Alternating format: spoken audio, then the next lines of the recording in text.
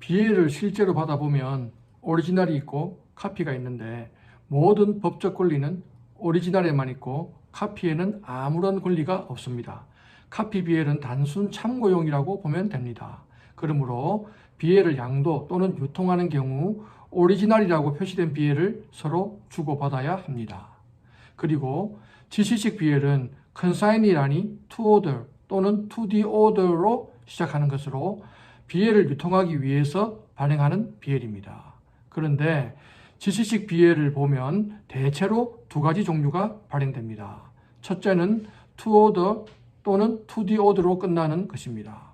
두 번째는 to order of 또는 to the order of 다음에 회사 이름, 대체로 은행 이름이 나오는 것입니다.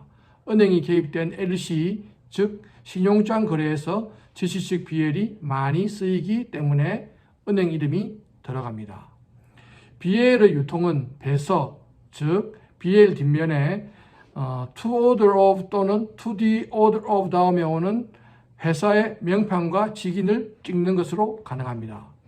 그러면 to order 또는 to the order로 끝나는 경우 누가 배사할까요? 이것은 to order of shipper 또는 to the order of shipper라고 봅니다. 그러므로 shipper의 명판과 직인을 BL 뒷면에 찍으면 정당한 배서가 된 것으로 봅니다. 그러면 수화인의 이름이 직접적으로 표시된 김영식 BL은 유통이 가능할까요? 가능하지 않을까요?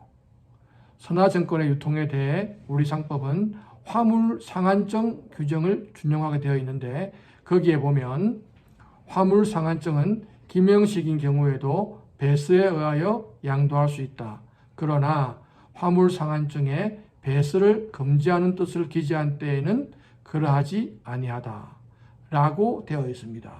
즉 김영식 BL도 배스에 의해서 양도, 즉 유통이 가능합니다. 그런데 김영식 BL에 양도, 즉 유통할 수 없다는 문구가 있으면 김영식 BL은 유통이 안 된다고 되어 있습니다. 그러면 김영식 BL은 양도할 수 없다는 문구가 들어간 BL이 정말 있을까요? 대부분의 경우 BL에는 그런 문구가 없습니다. 즉 우리나라의 법으로는 이런 BL은 모두 정당한 배서를 통해서 유통이 가능합니다.